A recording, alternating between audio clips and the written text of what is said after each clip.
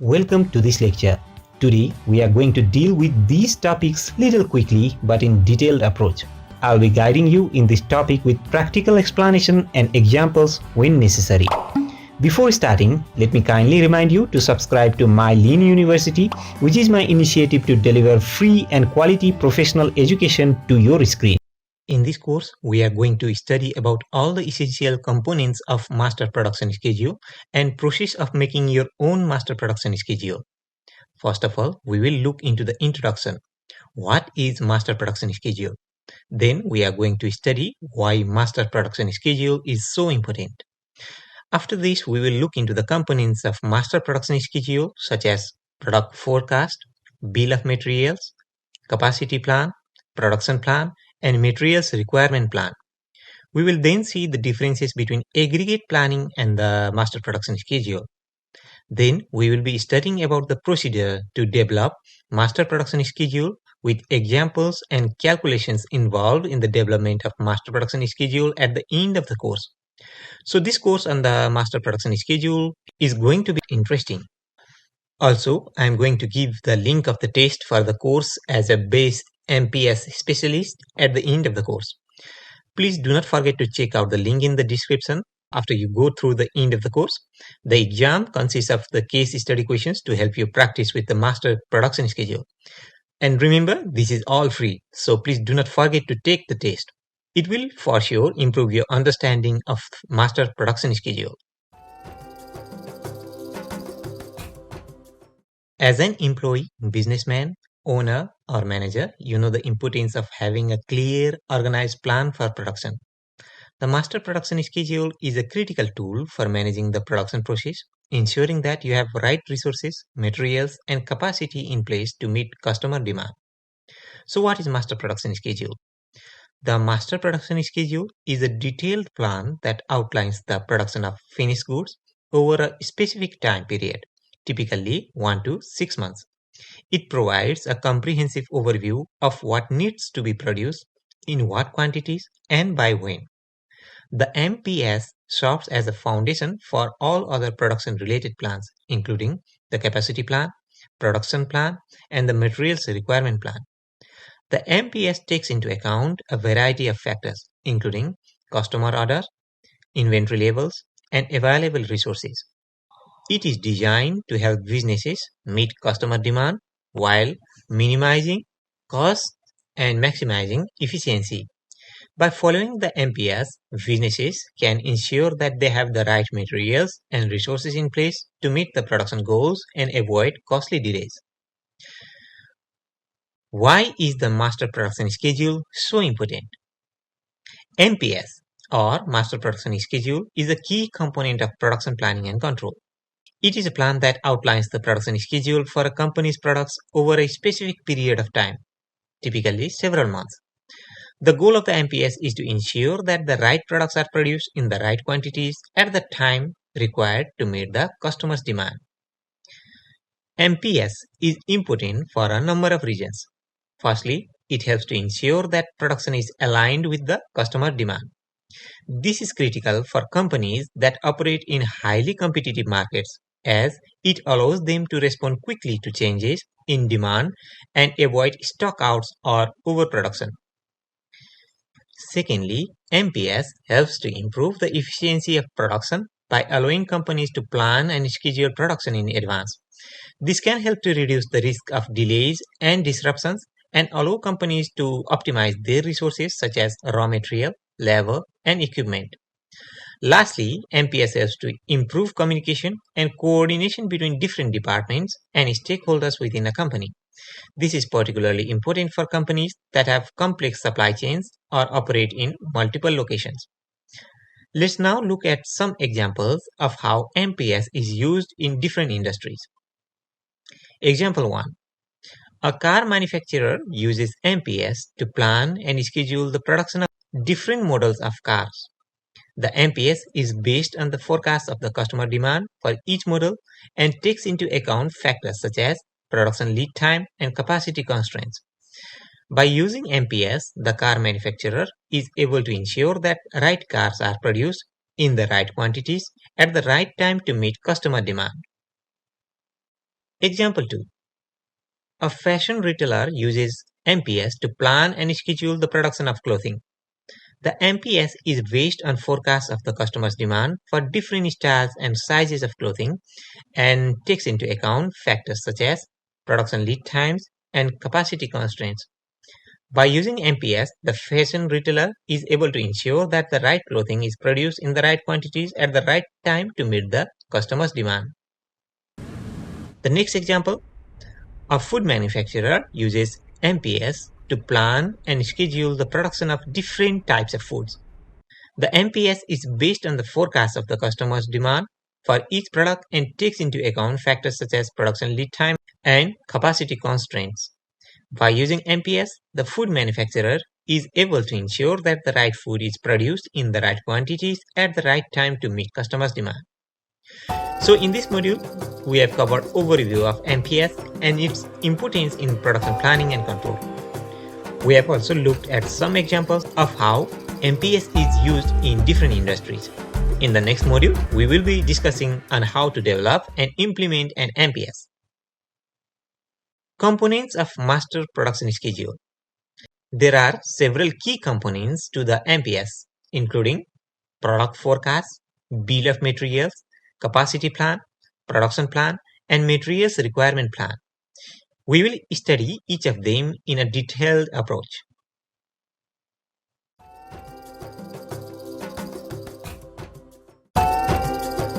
Now let us study about the quantitative forecasting approaches. Generally, there are two approaches that are time series model and the associative model. In the time series model, there is naive approach, moving average, exponential smoothing, and the trend projection. Naive forecast is a very simple method of forecasting. It is generally estimating the technique in which last period's actuals are used as this period's forecast without adjusting them or attempting to establish the causal factors. So what does this mean? If the sales of your current month is suppose X units, then you forecast that the next month the sales will also be the X units. So you are estimating the future forecast based on your current scenario. It is used only for the comparison with the forecast generated by the better or more sophisticated techniques that we will learn. So this method is not quite popular. And the summary is naive forecasts are simply previous period sales, and we don't take into account other factors like seasonality or promotions, etc. We cannot just predict the future event by exactly copying the current event, because there are various factors like fluctuation due to various regions like the seasons or different promotion periods, etc. So naive forecast doesn't take into account factors like seasonality and promotions. The next is the simple moving average method, which is applied for a short-term forecasting. It considers 3 to 5 years of average calculation. The simple moving average is the sum of demands of the previous period divided by the number of periods used. Generally, the number of periods is considered up to 20, and every time during the calculation, initial or the old data is replaced by the current data. In the next lecture, I will be providing you with a free resource Excel template where you can practice the simple moving average method, and I will also explain in the next lecture how to calculate the simple moving average method, so you can understand these points more clearly in that lecture. And also you can calculate or make a forecast practically using the Excel templates that I will provide in the next lectures. Next is the weighted moving average method. A weighted moving average method is similar to the simple moving average method, except much more weight or importance is given to the current data or the latest data. So in the weighted moving average method, we give equal importance to all the data. Suppose we want to make the forecast for the 7th month in simple averaging method. What we do is we calculate the average of the 6th month and then we forecast for the 7th month. But in the weighted average moving method, much importance is given to the data of the months which are close to the 7th month. That means the data of 6th month is given more importance compared to the data of 5th month, and then data of the 5th month is given more importance than the data of 4th month, etc. The another is the exponential smoothing method. It is generally used for the short-term inventory control. The formula is alpha times the latest demand plus 1 minus alpha into previous forecast. If the actual demand of the previous product is relatively stable over time, we select the relatively smaller alpha value. If the actual demand of the previous product is relatively less, for example, for a new product over the time, we select relatively smaller alpha value. The range of alpha is from 0 to 1. To understand it clearly, I have given an example here. There are 3 months here, January, February and March. We have to make the forecast for February and March based on this data. For the January, the old forecast is 500 and the actual demand was 400. For the February, the actual demand was 550. So for February, the new forecast is given in the box given on the lower leftmost side of the screen. The new forecast is alpha times latest demand plus 1 minus alpha times the previous demand. The alpha value for the forecast using this method is provided to you. Here it is provided that the alpha value is 0.2. New forecast is 0.2 times 400 plus 1 minus 0.2 times 500. We get the new forecast as 480. We had forecasted February sales to be 480, but the demand came to be 550. So there is some difference between the demand and the forecast for the month of February. A new forecast for the February becomes the previous forecast for the March. So 480 becomes the previous forecast for the March. So the new forecast for the month of March is given on the right lowermost panel. The new forecast for March is alpha times latest demand plus 1 minus alpha times the previous forecast, which is the 494 units. Similarly, there is also trend projection forecasting, where we forecast the future events based on the previous trends. Perhaps you might have heard this term a lot of times if you are a supply chain, manufacturing, or operations management related professional. Bill of material. So what are bill of materials or BOM? Bill of material is a list of raw materials, sub-assemblies, intermediate assemblies, subcomponents, parts, and quantities of each needed to manufacture a product. Bill of materials are important tools in manufacturing and production as they help organizations to plan and track the materials and components needed to produce a product. So how do we develop a bill of material? What are the steps involved in it? Let's study in detail. The first step is to determine the scope of product or system that the bill of material will cover. For example, if you are creating a bill of material for a computer system, the scope may include all the hardware and software components that make up the system. We then identify the components and sub-assemblies. Once you have determined the scope of bill of material, you can start identifying the components and sub-assemblies that make up the product or system. For example, the components of a computer system might include the motherboard, processor, memory, hard drive, and monitor. Once you have identified all the components and sub-assemblies, you will need to assign unique part number to each item. This is important for tracking and ordering purposes. The part number can be assigned using a numbering system that makes sense for your organization.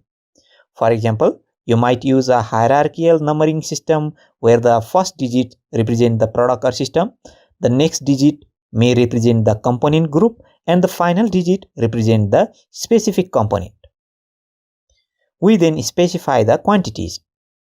For each component or sub-assembly, you will need to specify the quantity required for the product or system. For example, a computer system may require 1 processor, 1 motherboard, and 2 memory modules. We then describe the components. For each component or sub-assembly, you will need to provide a detailed description, including any relevant specifications or characteristics. This information is important for identifying the correct parts and ensuring that they are compatible with the rest of the system. The sixth step is to identify the suppliers. For each component or sub-assembly, you will need to identify the suppliers from whom you will be purchasing the parts. This information is important for procurement and supplier management purposes. Finally, we include any additional information. Depending on needs of your organization, you may want to include additional information in the bill of material, such as cost data, lead times, and supplier contact information. Here is an example of bill of material for a computer system.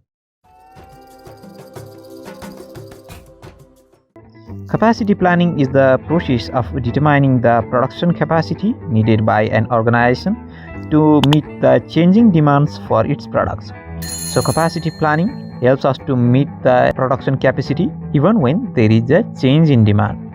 This though looks a production or manufacturing related definition, we can implement the same idea to determine the capacity of materials or service hours in other business too, when there is change in demand of service or materials. So what does capacity planning involve? It involves forecasting future demand for the product or service and determining the necessary resources required to meet the demand.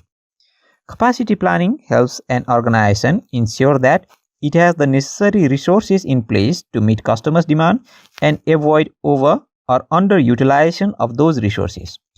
After this, let's come to the main agenda of the video, how to perform capacity planning. I will guide you with some steps with relevant examples of how this is done in different business. I will give you example of each step so that you know exactly what I am meaning to explain in each step. First step number 1, identify business need for capacity planning. Before starting the capacity planning process, it is important to understand the business and need for it. This can include factors such as expected growth in demand for products or services, changes in business operations or processes, or need to upgrade or replace outdated equipment. For example, a manufacturing company may identify the need for capacity planning due to an increase in order from the new customer, or a service-based company may need to plan for capacity due to an increase in the number of clients they serve. Second step, gather data and analyze the current capacity. The next step in the capacity planning process is to gather data and analyze the current capacity of the business.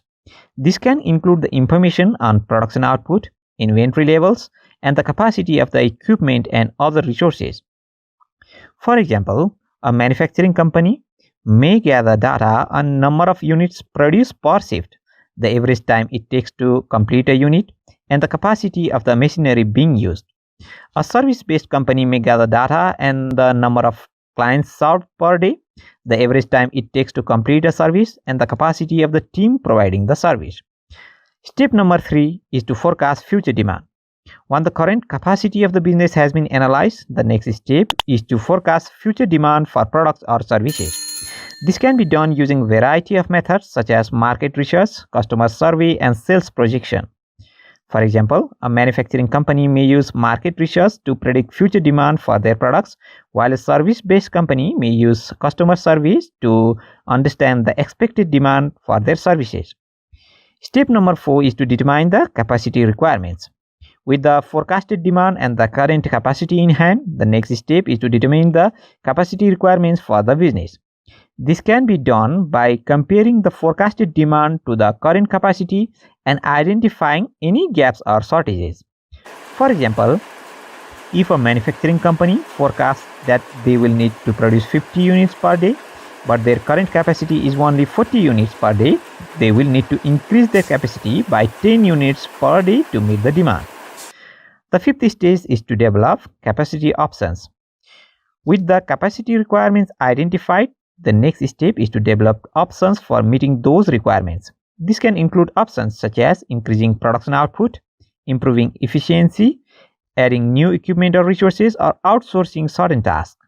For example, a manufacturing company may consider options such as increasing the number of shifts, investing in new machinery, or outsourcing certain tasks to third party.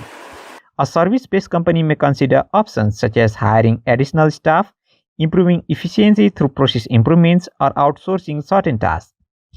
The sixth step is to evaluate capacity options. Once the capacity options have been identified, the next step is to evaluate each option to determine which ones are most feasible and cost-effective. This can involve evaluating factors such as upfront costs, ongoing expenses, and potential impact on the business. For example, a manufacturing company may evaluate the cost and benefit of increasing the number of shifts versus investing in new machinery. A service-based company may evaluate the cost and benefits of hiring additional staffs versus outsourcing certain tasks. Finally, in step number 7, we implement capacity plan. Once the most feasible and cost-effective capacity options have been identified, the next step is to implement the chosen capacity plan. This can involve putting the necessary processes and resources in place to meet the increased capacity requirements. For example, a manufacturing company may need to hire additional staff, invest in new machinery, or make changes to production process to meet the increased capacity requirements. A service-based company may need to hire additional staff and make changes to the service processes. Materials Requirement Planning (MRP). Materials Requirement Planning (MRP) is a systematic approach to managing production schedules and inventory levels. It helps in determining the quantity and timing of materials needed to support production, thereby minimizing excess inventory while ensuring materials are available when required. Let's see some example scenarios. Let's consider a fictional company, Take Gadgets, which manufactures smartphones. They plan to produce 1000 smartphones next month. The company's MRP process will involve forecasting demand, determining required materials, and scheduling their procurement. Let's see some step-by-step procedure. In step number 1, they forecast the demand.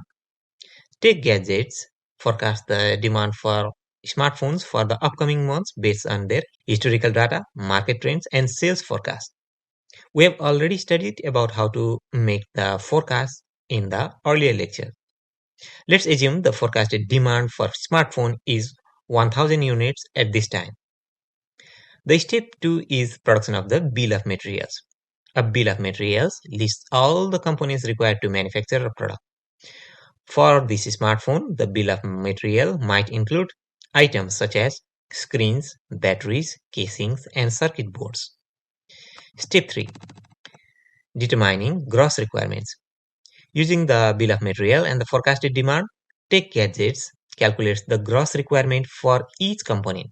Let's say the bill of material indicates that each smartphone requires 1 unit of screen, 1 unit of battery, 1 unit of casing, and 1 unit of circuit board. So the gross requirement for each component will be 1000 units. Step 4 is looking for the inventory status.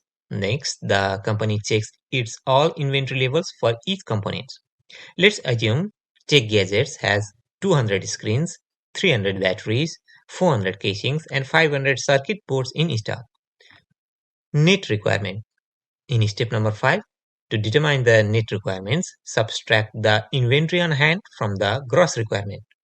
So for the screen, the gross requirement is 1000, inventory on hand is 200, so we need 800. Net requirement is 800. Similarly for the battery, as the gross requirement is 1000, we subtract inventory on hand 300, so we get 700 as a net requirement. Similarly, the net requirements of the casing and circuit board are calculated. In step number 6, we do planned order receipts. Take Gadgets plans to procure materials to meet the net requirements. They place orders with suppliers to replenish their inventory. Let's assume lead time for procurement are as follows.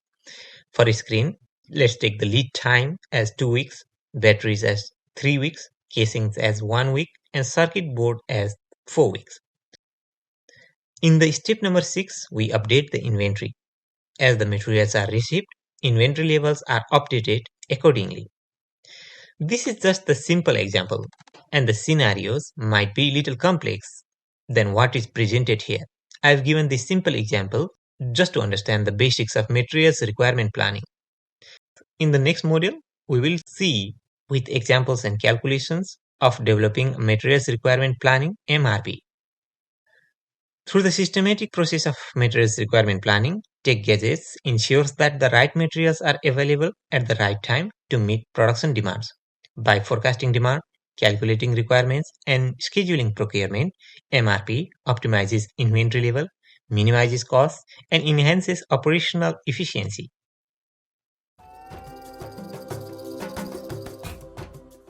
Customers' demand are often seasonal, so it may cause difficulty to maintain the schedule to properly utilize the company's resources with the fluctuating demand.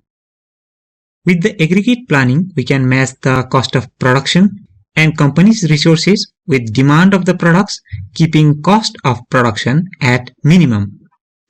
Aggregate planning is an intermediate range capacity planning that normally ranges from 2 to 18 months.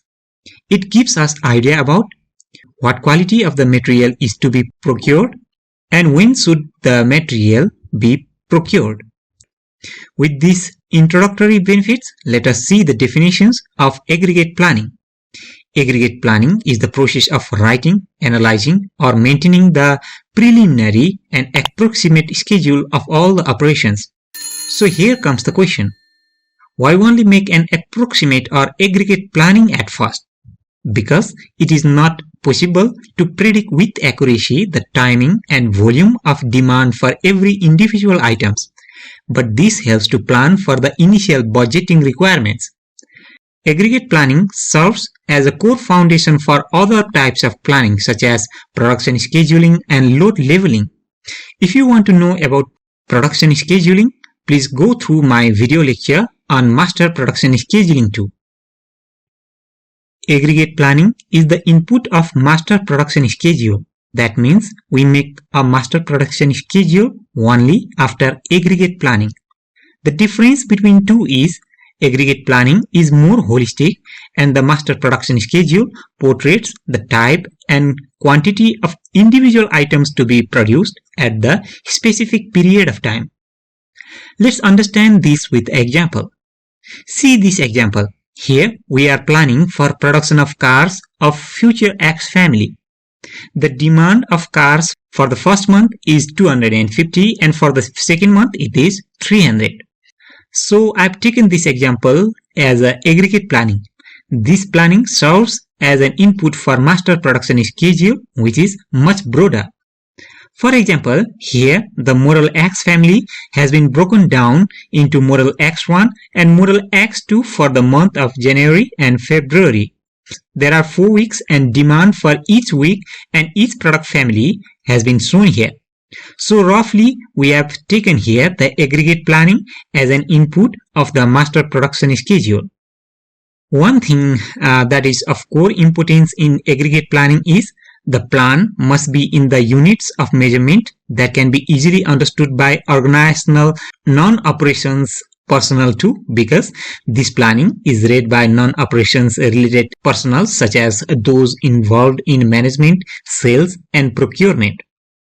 For example, we can communicate with the units and statements such as we need to produce 60 units of product X, or we need to work for 60 hours per week to meet the demand, or we need to sell some worth of products in a particular month and so forth.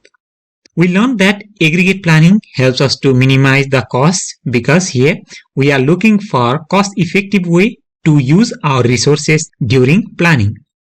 With the minimization of overall cost of operation and procurement of the organization, aggregate planning also has other benefits such as minimization of the unnecessary inventory. It helps to minimize the fluctuation in the production rate and maximize the utilization of equipments. Aggregate planning is usually a 3-month, 6-month, 9-month, 12-month and 18-month rolling forecast. Basically, we go for rolling forecast rather than a single year forecast to match any changes in demand or supply so that revised aggregate planning can be made sooner. With this, we have come to the end of lecture. Aggregate planning is very important term if you are looking for operations management, project management or production planning and control or quality management. If you aren't looking for these sorts of topics and related examinations in future, still the next session will be helpful to understand the aggregate planning in practical terms. So without delay, let's start second session. Let's run the quiz. The first scenario is Paul is a production manager at ABC Chemicals. Paul wants to make a schedule for purchasing the products for first quarter of a certain year. He made a business plan and wants to make an operation schedule according to the capacity of the machines and available resources. Which of the following types of planning should Paul plan to make next? Is it master production schedule? Is it aggregate planning? Or is it business planning? I will give you some time to think, so you can pause the video now. Okay, let me reveal the answer. The correct answer is aggregate planning. The master production schedule or production planning always follows the aggregate planning. We are already given here that Paul already has a business plan and is already in operations. Let us see the second question. Which of the following are not the benefits of aggregate planning? First option, we get exact forecast of number of materials and resources to be used in the production or that is needed. Second option, we get a rough idea of what quality of material is to be procured.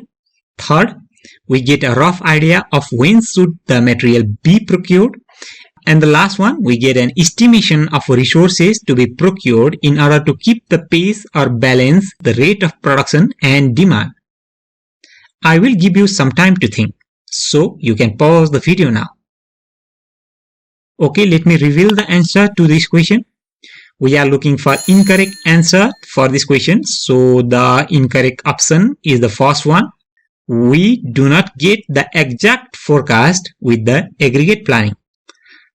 We can just estimate the demand of the product and resources we need in order to meet the demand of the customers in right volume and in right time.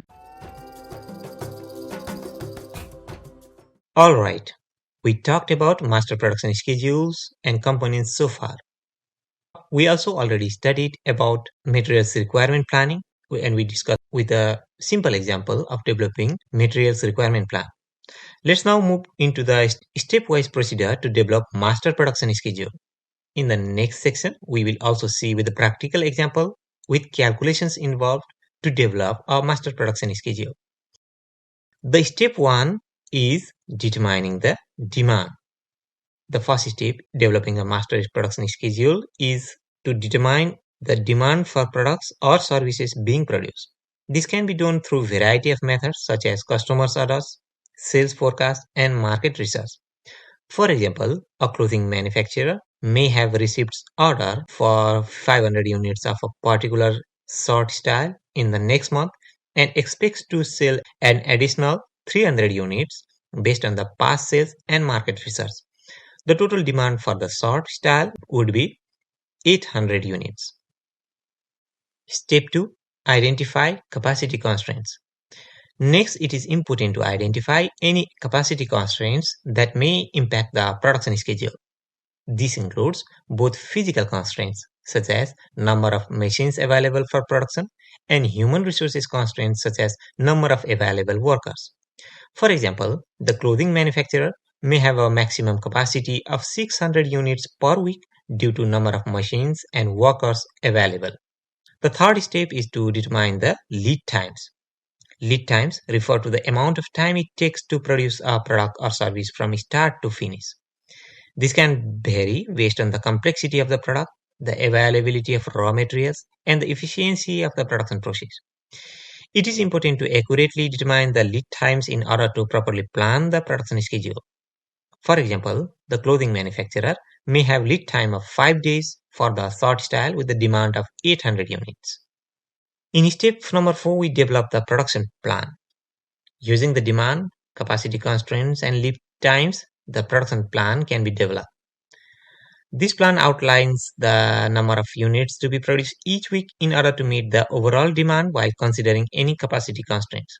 For example, the clothing manufacturer may determine that they need to produce 160 units of the short style per week in order to meet the total demand of 800 units within the 5-day lead time. Step number 5. Adjust for seasonal variation. It is important to consider any seasonal variation that may impact the production schedule.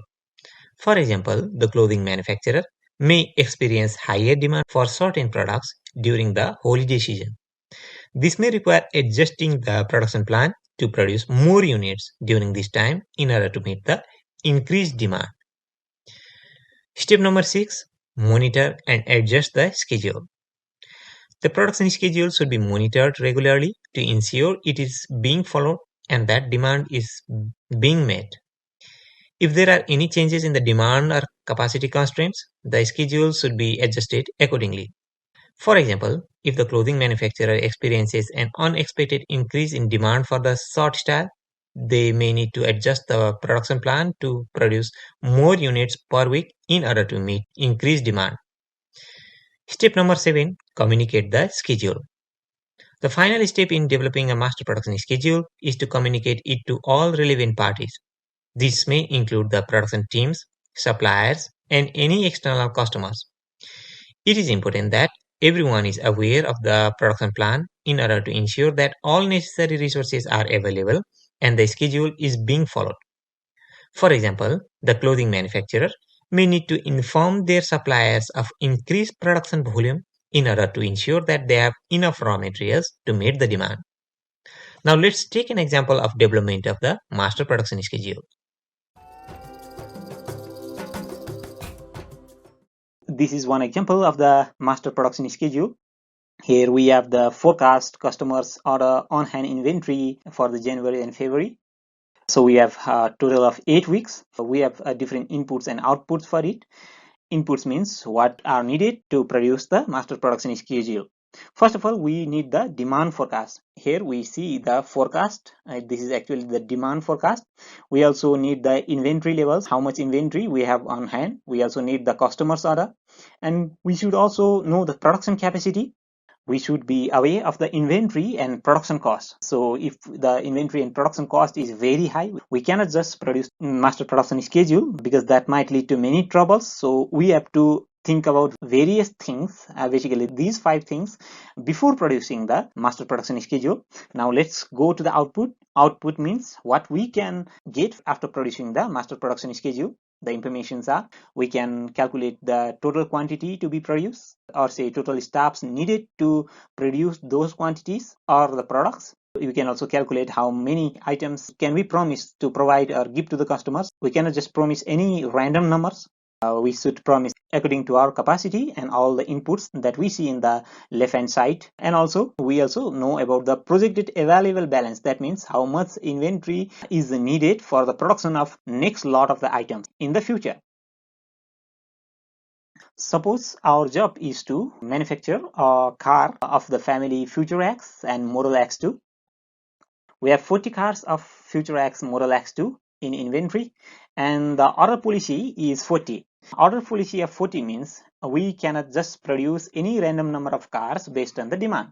Suppose if we get order for only 5, and suppose if we don't have inventory, we have to produce 40 numbers of cars just to meet the demands of the 5 car, because it would be more economical.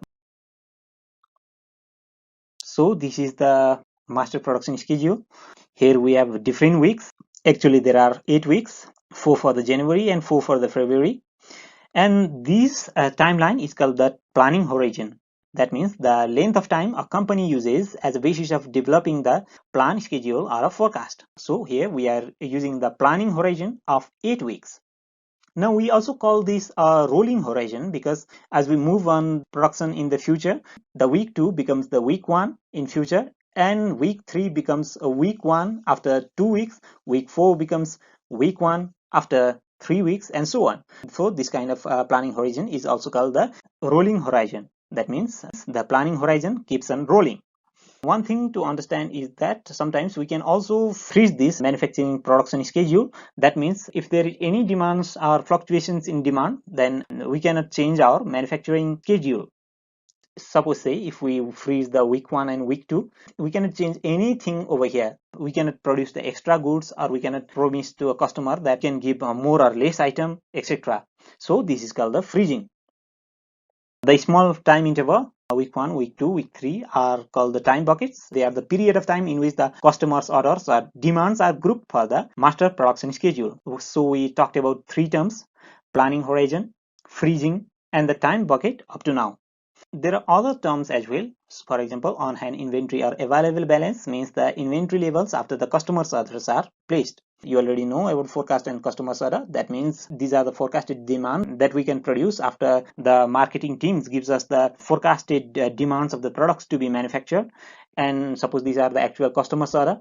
For the week 1, suppose our previously forecast demand was 20, but actually we got more customers order, 24.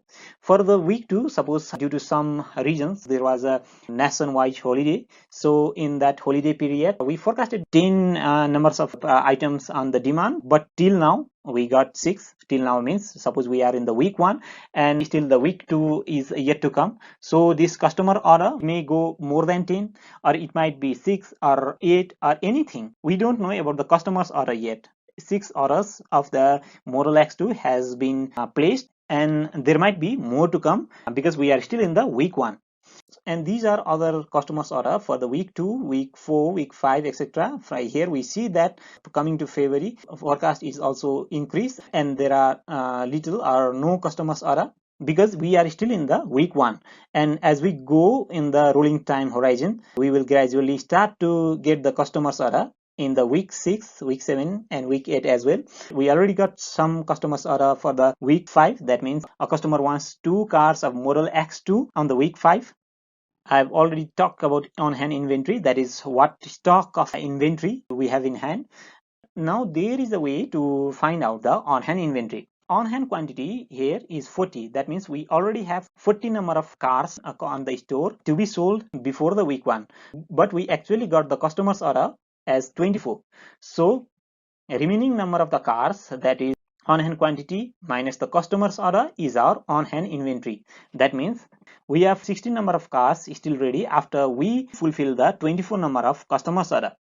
For week 2, we should not rely on this customer's order. We should go for the forecast. Here the forecasted number is 10, so we base our demand on this forecasted number. But we already have 16 number of items or 16 number of cars on the on-hand inventory. The demand is 10, so 16 minus 10 gives us the 6. So after meeting the week 2 demand also, we get the 6 number of on-hand inventory. On the third week, our forecasted demand for the cars is 20 numbers, but we just have 6 number of cars. So by week 3, we have to produce more number of cars.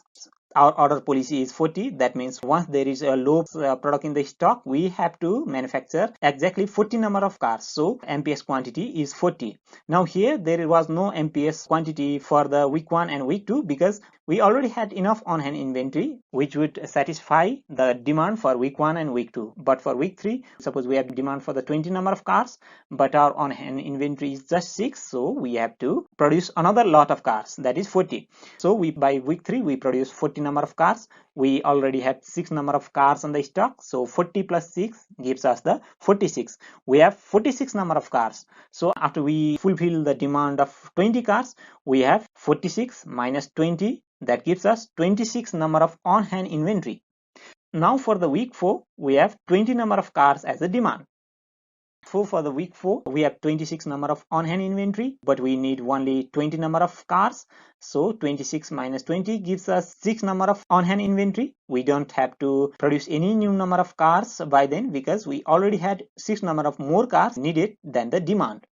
Coming to the week 5, we only had the 6 number of cars, but our demand is 30 number of cars.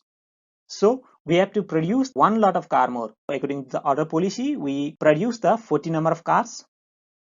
We already had 6 number of on-hand inventory before coming to the week number 5. So 40 plus 6 gives us the 46. So we have total of 46 number of on-hand inventory after week 5, but our demand was only 30. So 46 minus 30 gives us the 16 number of on-hand inventory.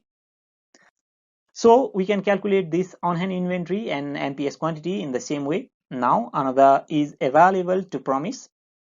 MPS quantity is actual output of the production.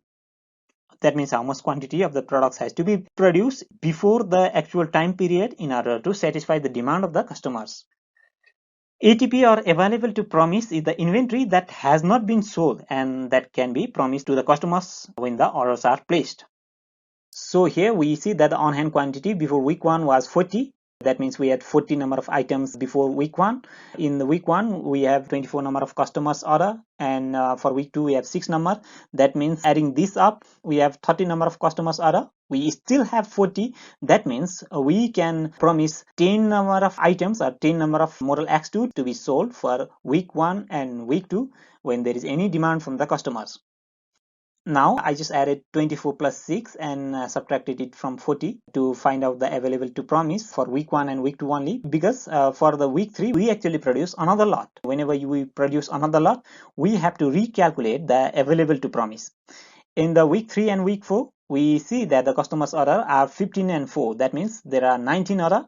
We cannot go to the week 5 because week 5 contains another number of MPS quantity according to the order policy. Week 4 doesn't contain the new productions, so its demand has to be fulfilled according to the production or MPS quantity of the week 3, where demand is 15 plus 4, which gives us 19 number of model X2, and 40 minus 19 is 21. That means 21 number of cars of model X2 can be available to promise for week 3 and week 4. We have 40 number of MPS quantity minus 2 number of customers order, so we can promise that we can deliver 30 number of cars more. For the week 6 we can promise 40 number of cars. For week 7 we can promise 40 number of cars, etc. So suppose if we got demand from any customers, suppose if you got a demand of suppose say 22 number of cars in week 2, by following the same production schedule, can you promise to that customers? No, we have only 10 number of cars for week 1 that we can promise for week 1 and week 2 combined. We can change the production schedule because he wants 22 number of cars for the week 2. So this is all about the master production schedule, and this can be quite intimidating and difficult to comprehend on the first go. So I highly request you to go through the PDF file as well to find out the theory. The master production schedule is in fact a center point of a discussion where the forecasting team from the marketing and sales and production can meet together and they can form this master production schedule, and it helps in many things that we discussed before. It helps in predicting the inventory. It helps to predict how much we can promise to the customers, by what week we should make X number of items, etc. So if we make a master production schedule, it's not necessary that we produce the items every week. We can manufacture the items according to the demand. So before ending this lecture, I also want to welcome you to go through the PDF file for the theory of the master production schedule as well. Thank you.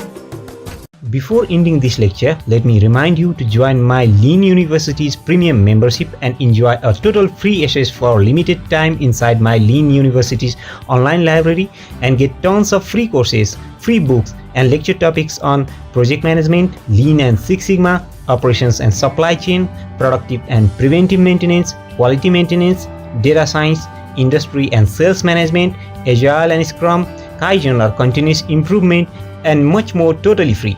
No strings attached.